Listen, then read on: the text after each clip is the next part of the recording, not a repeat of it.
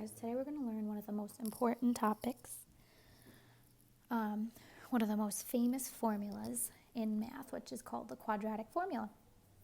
And it actually stems directly from completing the square. Its proof or derivation is beyond the scope of this course.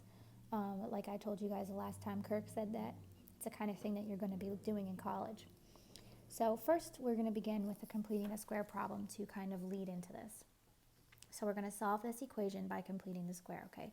So we've got x squared plus 8x plus 3 equals 0. Take our 8, divide by 2. That's 4, and square it, and that's 16. So we're adding and subtracting the 16. X squared plus 8x plus 16 minus 16 plus 3 equals 0. Okay, this is our perfect square trinomial, which is going to be x plus 4 squared. And then negative 16 plus 3 is negative 13. Okay, so now we can find the zeros by solving for x. Add 13 to both sides. We get x plus 4 squared equals 13. Now we're taking the square root of both sides and then bring it up over here. So I have x plus 4 equals the square root of 13. Okay, and that's a plus or minus. I'm not going to be able to simplify that at all. 13 is a prime number. So now to find my zeros, I'm going to subtract 4 from both sides. That gives me negative 4 plus or minus the square root of 13.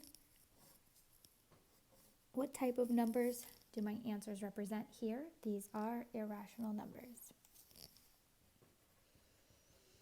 And I know they're irrational because of the square root of 13.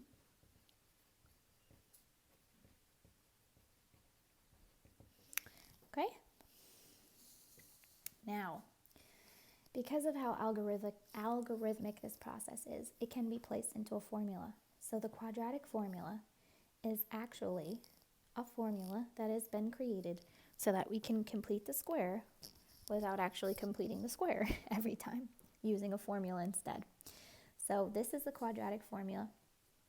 It's x equals negative b plus or minus the square root of b squared minus 4ac over 2a.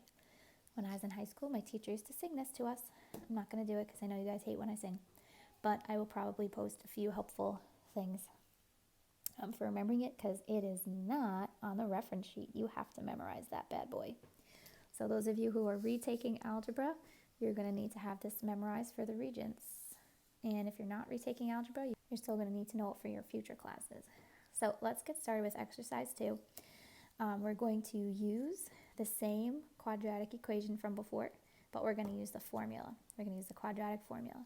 So first things first, we're going to say what the a, b, and c values are. Okay, so a, first let me write this out. We have x squared plus 8x plus 3 equals 0. A is who's so skinny you can't see at 1. B is positive 8. Super important to include the signs. C is positive 3. That's how you find your A, B, and C. So here we go. We're going to plug everything into the quadratic formula. I hope you're ready for this. Okay, x is equal to negative b plus or minus the square root of b squared minus 4ac all over 2a. So, one at a time and very carefully. Negative b, so it's going to be negative 8. I am still going to put it in parentheses, but that's just to prepare you for the future. Plus or minus square root of b squared, so that's 8 squared, minus 4ac, so that's 4 times a, which is 1, times c, which is 3. And that's all over 2a, which is 2 times 1. Okay? This is not something you're going to be able to just plug into your calculator. You do have to reduce it a little bit at a time. So we're going to take it up here. This is negative 8 plus or minus. Let's see what's inside here. This is 8 squared, which is 64, minus 4 times 3, which is 12. Okay, so you break it up a little bit at a time, and then 2 times 1 is 2. Okay, I'm going to take care of the radical first. So this is x equals -8 plus or minus the square root of 52 all over 2. So now what? Now I have to simplify this 52. So you have to go through in your calculator if you don't know and try to figure out what the largest perfect square is. It's going to be 4 and I think 13. Yeah, 4 and 13. So it's going to be -8 plus or minus the square root of 4 times the square root of 13 over 2, which becomes, oh dear, I'm running out of space. And that becomes -8 plus or minus 2 radical 13 over 2. Now, we've learned in the past about the distributive property with multiplication and division. You can break this up like this, okay? But because it's plus or minus, you consider it together. So it's going to be x equals -8 divided by 2 is -4, plus or minus 2 divided by 2 is just 1 radical 13. Now take a peek. Got the same thing. Okay, so using the quadratic formula is something you can do. Instead of completing the square, it's the same thing. A lot of students prefer to use the quadratic formula to factoring and completing the square because it's straightforward or algorithmic in nature. You're just plugging in numbers and you're getting an answer out. You don't have to think about these steps and remembering what to use. It's a formula that you plug into. So if you have a hard time with factoring or if you have a hard time with completing the square, then this is what you want to use, even though it looks like a monstrosity, which it definitely is. It'll always give you an answer. The only thing you need to be able to do is simplify a irrational square root. Okay, so we're going to compare it now to factoring. So we're going to look at this equation here, and we're going to factor it first. Then we're going to use the quadratic formula. Okay, so first thing you notice is that there is an a value that's not equal to 1, so we're going to use grouping here. Okay, so 2x squared minus 9x plus 4 equals 0. First and last terms. 2 times 4 is 8. We're thinking of the two numbers that will multiply together to 8 and add up to 9. It's 8 and 1, but the middle term is negative, so they're both going to be negative. -9 is equal to -8 plus -1, and 8 is equal to -8 times 1, so that's what we're going to use. So we go over here and we replace the middle term with those two numbers, so it's -8x minus 1x plus 4 equals 0. Break it up and factor something out. It's going to take out a 2x here, so I'm left with x minus 4, and I know I need x minus 4, so I'm going to take out a -1. X minus 4. Okay, pull out that binomial, and the other 2x minus 1 is going to be the first one, and x minus 4 is the second one. Now we go through and solve. So 2x minus 1 equals 0, x minus 4 equals 0, add 1, 2x equals 1, divide by 2, x is equal to 1/2, and over here we just have to add 4, and x is equal to 4. So my two zeros or solutions are 1/2 and 4. Now, some of you have expressed your disdain for grouping. Some of you love it. A lot of you have too much trouble with factoring out the GCF and finding this term here. So you now have an option. You don't have to do this anymore unless you're told straight up factor. Then you have to. But if you're just told to solve this, you can use any method you want. So on the Regents exam, if you were told to solve and find the answers to this quadratic equation, you can pick any method you want. So you could use the quadratic formula. You just have to remember, like I said before, you have to have it memorized. There are no quadratic formulas on your reference sheet. So I'm going to write it up here now to save space. negative b plus or minus. I told you I wasn't going to sing. The square root of b squared minus 4ac all over 2a. My teacher in high school used to sing that every day, and I'm 31 years old and I can still remember it, so I guess it worked. So anyway, we're going to use this now and see which way you prefer, okay? And in this case, there's a little more thinking involved, but it's somewhat neater. I mean, it depends. This one is just very straightforward. So we're going to plug in. What I like to do is say A, B, and C off to the side first. So my A is 2 here. My B is negative 9. Be super careful with the negative. My C is positive 4. Okay, now when I plug it in, I'm going to have all my numbers right there. So let me start a little bit over here since I ran out of room before. So negative B, negative, you need a parentheses, your B is negative.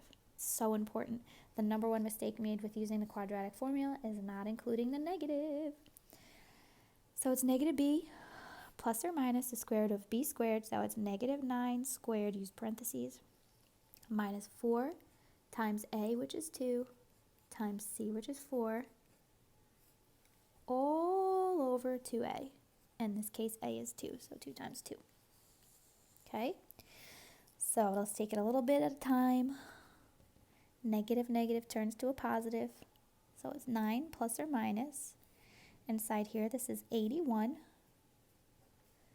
minus, this is 8 times 4, so that's going to be 32, all over 2 times 2, which is 4. Now it looks a lot less scary, right? So now I have x equals 9 plus or minus, and 81 minus 32 is 49, all over 4. Okay, so now this is actually delightful because 49 is a perfect square. I'm going to take it up here. So this is x equals 9 plus or minus, the square root of 49 is 7. How nice. Over 4. So now I'm just going to break it up into two possibilities. The possibility first is that x is equal to 9 plus 7 over 4. And the second is that x could be equal to 9 minus 7 over 4. And solve each one.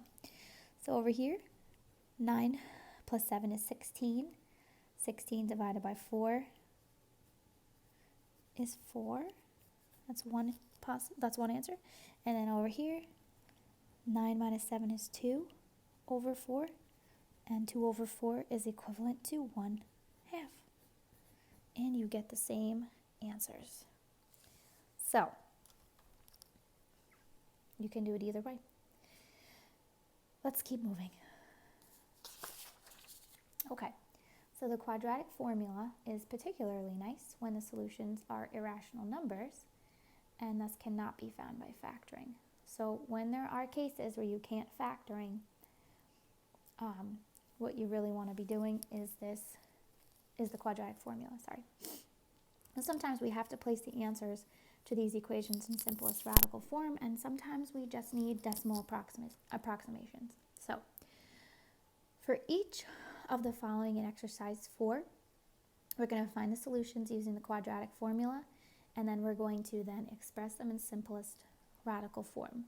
So what I want you guys to do is I want you to try these two on your own. The formula's right here for you to use. Try them and then see if you got them right.